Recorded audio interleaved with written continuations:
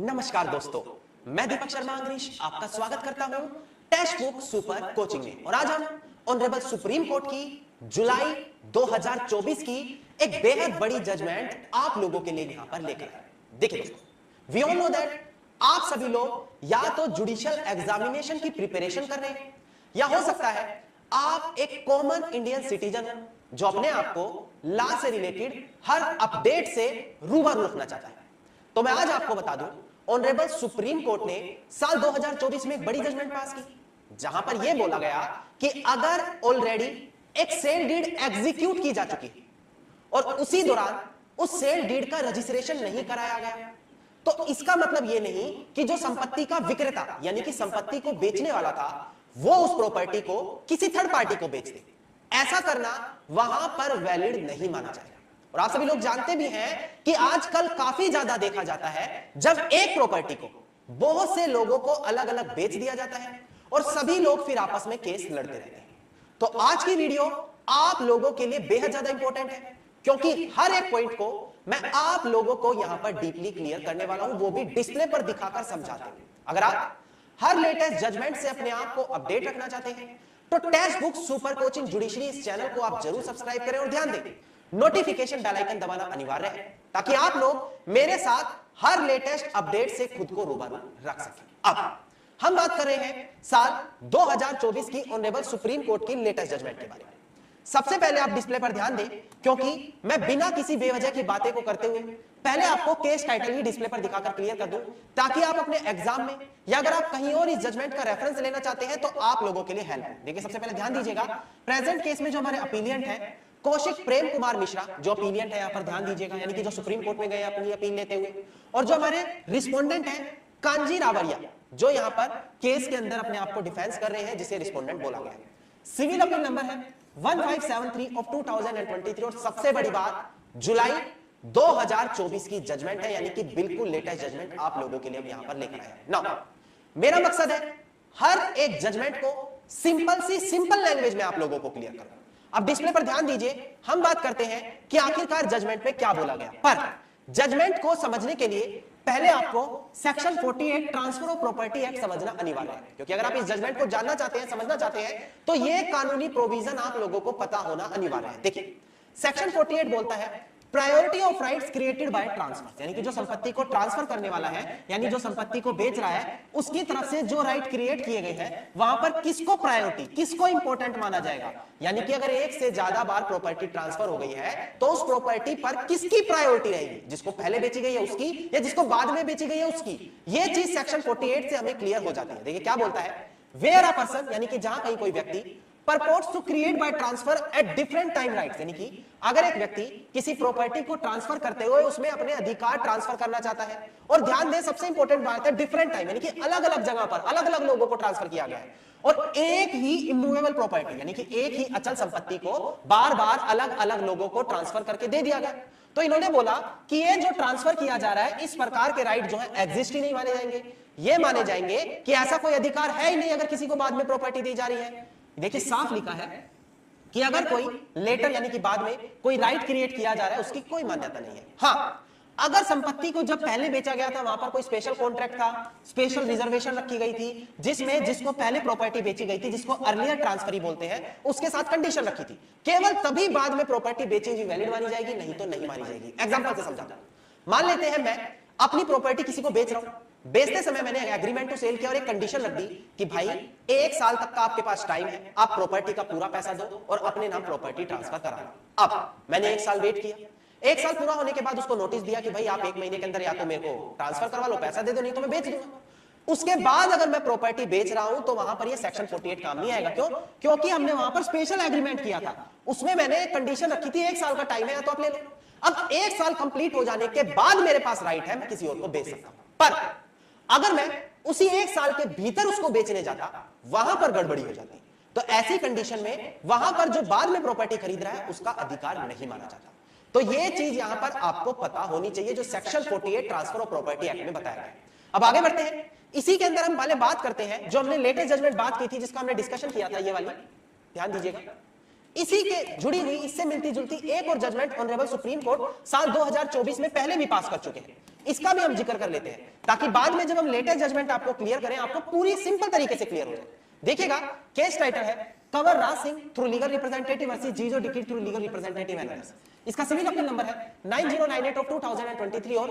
2 जनवरी साल 2024 की जजमेंट, यानी कि ये भी साल 2024 की ही जजमेंट आया है, ताकि हर लेटेस्ट अपडेट जजमेंट आपको पता हो और आप चैनल को तुरंत सब्सक्राइब कर ले हर लेटेस्ट जजमेंट से अपने आप को अपडेट रखने के लिए। यहां पर ध्यान दीजिएगा, जो जजमेंट आई थी ऑनरेबल सुप्रीम कोर्ट ने क्या बोला था, ताकि पूरा आपको क्लियर हो जाए। देखिए, ऑनरेबल सुप्रीम कोर्ट ने बोला कि अगर आप किसी को सेल डीड एग्जीक्यूट करके दे दें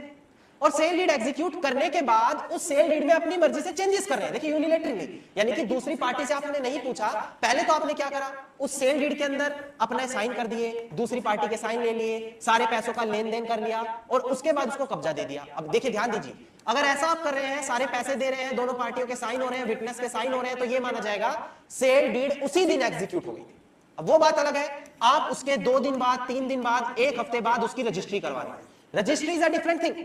पर हम बोलते हैं कि जिस दिन सेल डीड एग्जीक्यूट हो गई, एग्जीक्यूट मतलब यही वाला, दोनों पार्टियों के साइन, पैसों का लेन देन हो गया, विटनेस के साइन हो गए, मतलब सेल डीड एग्जीक्यूट हो गई, उसी दिन से उस सेल डीड की मान्यता मानी जाती है और यह माना जाता है कि जो प्रॉपर्टी बेच रहा था, जैसे ही सेल डीड एग्जीक्यूट करी, उसी दिन से उसका अधिकार खत्म हो गया। उसके बाद चाहे 1 हफ्ते में रजिस्ट्री कराए, 1 साल में कराए, वो अलग चीज है, पर जिस दिन एग्जीक्यूट हुई है उसी दिन उसका अधिकार वहां पर खत्म माना जाता है। यही चीज इसमें बोला गया कि देखिए भाई, अगर आप सेक्शन 47 ऑफ रजिस्ट्रेशन एक्ट देखें, मैं डिस्प्ले पर दिखाकर समझा दूं कि अगर आप सेक्शन 47 ऑफ रजिस्ट्रेशन एक्ट देखें, तो अगर एक सेल डीड जो रजिस्टर्ड है, जहां पर पूरा सेल कंसीडरेशन अमाउंट दे दिया गया है, तो जिस दिन वो एग्जीक्यूट हुई थी, एग्जीक्यूट मतलब दोनों पार्टियों के साइन, विटनेस ने साइन कर दिए, जिस दिन वो एग्जीक्यूट हुई है, उसी दिन से हम मानेंगे कि वो सेल डीड वहां से ओरिजिनली ऑपरेट हो रही है। तो ऐसी कंडीशन में एग्जीक्यूशन कराने के बाद अगर एक पार्टी अपनी मर्जी से उसके अंदर कुछ बदलाव करती है, दूसरी पार्टी को उसकी नॉलेज ही नहीं होने देती, तो हम ये मान लेंगे सेल डीड में कोई भी बदलाव नहीं हुआ, क्योंकि एग्जीक्यूट होने के बाद माना गया है कि जो संपत्ति बेच रहा है उसका अधिकार खत्म और जिसने वहां पर खरीदी है उसका अधिकार शुरू हो गया,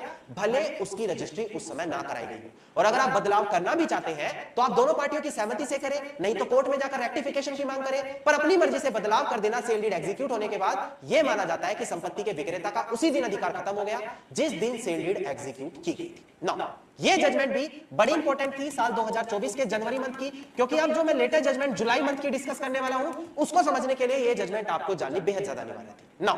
अब हम उसी जजमेंट पर आगे आते हैं जो मैंने आज डिस्कस की थी, कौशिक वर्सेस कांजी। अब इसके अंदर मैं बताता हूं कि इस जजमेंट में आखिरकार ऑनरेबल सुप्रीम कोर्ट ने क्या कहा। पहले केस का बैकग्राउंड समझ ले। देखिए यहां पर रिस्पोंडेंट नंबर 2 जो प्रॉपर्टी को बेच रहा है, उसने एक सेल डीड एग्जीक्यूट कर दी अपीलिएंट नंबर 1 के फेवर में और उसके छोटे भाई के फेवर में। अब ध्यान देने वाली बात क्या है, इसको प्लीज नोट डाउन करिएगा कि साल 1985 में, साइड में लिख भी देते हैं हम, साल 1985 में पहली सेल डीड एग्जीक्यूट हो गई थी, ठीक है भाई। उसके बाद इन्होंने बोला इस डीड को रजिस्टर नहीं कराया गया था क्योंकि वहां पर प्रॉपर स्टैंप ड्यूटी की पेमेंट नहीं हुई थी और उसकी रजिस्ट्री आज भी रजिस्ट्रार के सामने पेंडिंग थी। तो ध्यान देने वाली बात क्या है, एग्जीक्यूशन हो गई मतलब दोनों पार्टियों के विटनेस के साइन हो गए, पैसों का लेन देन हो गया और प्रॉपर्टी पर कब्जा ले लिया खरीदने वाले ने, पर उसकी रजिस्ट्री अभी तक नहीं हुई, वो आज भी पेंडिंग है। तो इसी बीच क्या हुआ, इसी रिस्पोंडेंट नंबर 2 ने जो प्रॉपर्टी को बेच रहा था साल 2010 में दूसरी सेल डीड कर दी। अब देखिए पहली हुई थी साल 1985 में, उसके बाद उन्होंने साल 2010 में दूसरी सेल डीड कर दी। क्या कर दी, दूसरी सेल डीड कर दी, जबकि ऑलरेडी पहले एग्जीक्यूट कर दी गई एक सेल डीड, हाँ उसकी रजिस्ट्री नहीं कराई पर ऑलरेडी एग्जीक्यूट हो चुकी थी। तो इन्होंने बोला, बाद में उन्होंने रिस्पोंडेंट नंबर 1 के फेवर में दूसरी सेल डीड कर दी, ये कहते हुए कि पहली सेल डीड का तो अभी तक रजिस्ट्रेशन नहीं हुआ। अब यहां पर यह देखा गया कि जब बाद में दूसरी सेल डीड 2010 में की गई तो जो पहला अपीलिएंट नंबर 1 था जिसने साल 1985 में सेल डीड एग्जीक्यूट कराई थी, उसने साल 2011 में जाकर प्रॉपर स्टैंप ड्यूटी पे करके अपनी वही पुरानी सेल डीड को रजिस्टर करा लिया। अब दोनों सेल डीड रजिस्टर्ड हो गई है, ये वाली भी क्योंकि इसमें 2011 में प्रॉपर स्टैंप ड्यूटी भर के रजिस्ट्रेशन करा लिया और 2010 वाली भी। अब यहां पर यह कहा गया कि देखिए भाई, जब पहले ही 1985 में प्रॉपर्टी बेच दी गई, अपीलिएंट का उस पर कब्जा है, तो कैसे उस प्रॉपर्टी को बाद में बेचा जा सकता है। तो जिसने बाद में प्रॉपर्टी खरीदी है 2010 में, उसने केस फाइल किया कि पुरानी सेल डीड को यानी कि 1985 की सेल डीड को कैंसिल करो और मुझे परमानेंट इंजंक्शन प्रॉपर्टी पर दो, मुझे यहां पर अधिकार दो। ये कितना बड़ा इंपॉर्टेंट केस फाइल किया गया है यहां पर, सॉरी मैंने गलत बोला था, रिस्पोंडेंट नंबर 2 की तरफ से। उसने बोला कि जब साल 1985 में मुझे पहले ऑलरेडी प्रॉपर्टी दे दी गई है तो इस सेल डीड की कोई मान्यता नहीं है, इसको कैंसिल करो और मुझे प्रॉपर्टी पर परमानेंट इंजंक्शन दो, मैं बाहर नहीं होऊंगा। कौन बोल रहा है ये बात, ये बोल रहा है रिस्पोंडेंट नंबर 2 जिसको साल 1985 में प्रॉपर्टी बेच दी गई। आगे बढ़ते हैं। अब यहां पर जो हमारे ऑनरेबल सुप्रीम कोर्ट के जस्टिस हैं, जस्टिस विक्रमनाथ एंड असाउद्दीन अनुल्लाह, इनकी तरफ से वर्डिक्ट पास की गई। बड़ी इंपॉर्टेंट है, ध्यान दीजिएगा। यहां पर बोला गया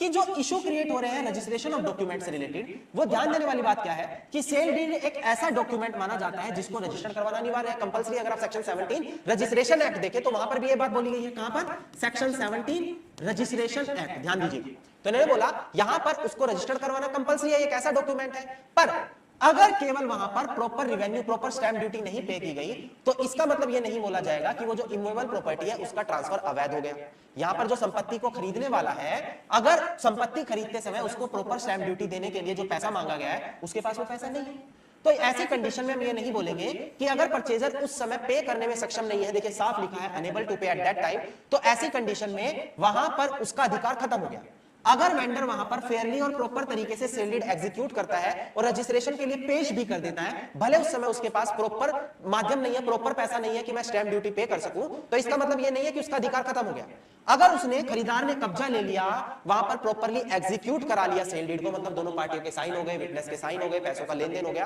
प्रॉपरली एग्जीक्यूट हो गई, और उसके बाद जमीन पर कब्जा लेकर पीसफुली एंजॉय कर रहा है, तो ऐसी कंडीशन में उसको यह अधिकार हम देंगे कि वो कभी भी जो प्रॉपर स्टैंप ड्यूटी नहीं पे की गई उसको पे करके उस डॉक्यूमेंट को जाकर रजिस्टर करा सकता है रजिस्टर अथॉरिटी के सामने। ऐसी कंडीशन में बोला गया, ध्यान दीजिएगा, कि अगर कोई डॉक्यूमेंट पेंडिंग है रजिस्ट्रेशन के लिए क्योंकि उसमें डेफिशिएंसी थी, मतलब कमी थी, कमी क्या थी कि प्रॉपर रजिस्ट्रेशन अमाउंट नहीं दिया गया था, तो ऐसी कंडीशन में वो संपत्ति बेचने वाले को यह अधिकार नहीं देगा कि वो बाद में दोबारा से नई सेल डीड बनाकर किसी दूसरी पार्टी को प्रॉपर्टी बेच दे, किसी थर्ड पार्टी को बेच दे, क्योंकि जिस समय उसने पहली सेल डीड एग्जीक्यूट की थी उसी समय यह माना जाएगा कि उसने सारे राइट अपने ट्रांसफर कर दिए थे संपत्ति के खरीदार को। यानी कि प्रेजेंट केस में आपको क्या समझ में आया कि साल 1985 में जब पहली सेल डीड एग्जीक्यूट हुई थी उसी समय सारे अधिकार संपत्ति को बेचने वाले ने अपने खत्म कर दिए थे, भले उसकी रजिस्ट्री आज भी पेंडिंग थी रजिस्टर अथॉरिटी के सामने। तो जब उसका अधिकार खत्म हो गया तो कैसे वो बाद में साल 2010 में नई सेल डीड क्रिएट कर सकता है? अगर वो बाद में नई सेल डीड एग्जीक्यूट करता भी है तो हम उसकी कोई भी मान्यता नहीं रखेंगे। ये चीज ऑनरेबल सुप्रीम कोर्ट ने अपनी इस नई लेटेस्ट जजमेंट में क्लियर करी, जो आप सभी स्टूडेंट को यहां पर जाननी अनिवार्य है। इसके अलावा अगर आप हर लेटेस्ट जजमेंट से अपने आप को अपडेट रखना चाहते हैं तो ये जजमेंट भी आप लोगों के लिए जाननी अनिवार्य है। इससे जुड़ा हुआ सेक्शन 48 भी आप ध्यान रखिएगा, register transfer of property act का, और इससे जुड़ी हुई साल 2026 की एक और जजमेंट थी, ये भी ध्यान रखिएगा। आप लोगों के लिए बहुत काम उस सिचुएशन में आने वाली है। अगर स्टूडेंट्स आपसे ऐसा कोई क्वेश्चन पूछ लिया जाए जहां पर सब्सिक्वेंट सेल डीड या टीपीए सेक्शन 48 की बात आएगी, तो ये दोनों जजमेंट जो साल 2026 की है आप लोगों के लिए काफी ज्यादा काम भी आने वाला है। तो आपको सिर्फ इतना ध्यान देना है, कितना ध्यान देना है कि भाई अगर यहां पर एक सेल डीड पहले ही एग्जीक्यूट की जा चुकी है, सिर्फ एग्जीक्यूशन की बात कर रहा हूं, रजिस्ट्री की बात नहीं कर रहा, तो एग्जीक्यूशन होते ही जो संपत्ति को खरीदने वाला था उसका अधिकार खत्म हो गया, भले प्रॉपर स्टैंप ड्यूटी पे करते हुए उसकी रजिस्ट्री नहीं कराई गई। ये चीज मैंने आज की जजमेंट में आप लोगों को क्लियर कर दी दोस्तों। धन्यवाद दोस्तों, उम्मीद करता हूं वीडियो के अंदर मिली जानकारी आप लोगों के लिए बेहद ज्यादा लाभदायक साबित हुई। अगर वीडियो में मिली जानकारी आप लोगों को अच्छी लगी तो वीडियो को आप लाइक, शेयर और कमेंट जरूर कीजिएगा। अगर आप हर लेटेस्ट जजमेंट से अपने आप को अपडेट रखना चाहते हैं, इसी तरीके से डीपली समझना चाहते हैं, तो इस चैनल को तुरंत सब्सक्राइब करके नोटिफिकेशन बेल आइकन जरूर दबा दें, क्योंकि मैं रोजाना हर लेटेस्ट जजमेंट यहां पर अब आप लोगों के लिए लाने वाला हूं। तो आपको सिर्फ क्या करना है, चैनल को सब्सक्राइब करके नोटिफिकेशन बेल आइकन दबा देना है। इसके अलावा जिस भी टॉपिक पर आप वीडियो चाहते हैं वो हमें कमेंट सेक्शन में लिख दीजिए, मैं आपके लिए उस टॉपिक पर वीडियो लेकर आ जाऊंगा।